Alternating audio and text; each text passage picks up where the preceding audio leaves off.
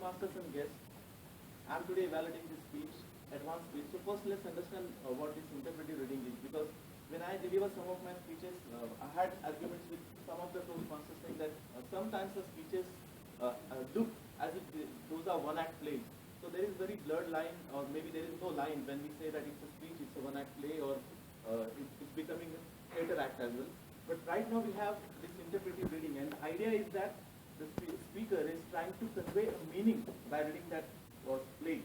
So it's not only just a read, it's not just that the speaker is reading it, but it's trying to convey the meaning to the audience. And let's see how our target speaker today has done that. The first part is that selecting a particular topic or selecting a particular drama. So I would like to congratulate for selecting such a wonderful drama, and more importantly, telling us or communicating to the audience which part of that she's talking about. So that made us everyone clear, and we started creating images like, okay, three characters are there. The best part was that she started with actually giving space on the stage for various characters, so that we could create in our imagination that, okay, there are three characters and their names are like that. And then the second objective of this speech was that to effectively distinguish between those characters. By what? By your physical appearance, by your vocal variety, specifically your vocal variety. And there was third objective, which I like the most, is that there is no need of doing method acting, which is like immersing in the characters, which she had done in her project 3, rightly. So I would say that you rightly did that. So I didn't feel that you were actually immersed in the character, and it would have been difficult to do that for when we have 3 characters to be presented in such a limited time. So you could do that by just having a vocal variety. But what I felt is that there could have been scope for more vocal variety as well, specifically with Portia, the third character, the character of Portia.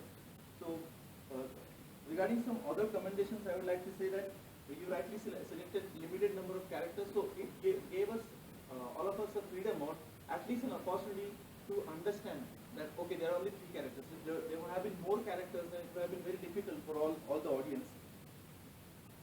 And what I like the most is that that flamboyant Shylock in the beginning, that you turned at the end, when the other character who was actually like melancholic throughout the speech, but he became, so you acted like that. It was visible, or it was what I could gaze at through that your voice.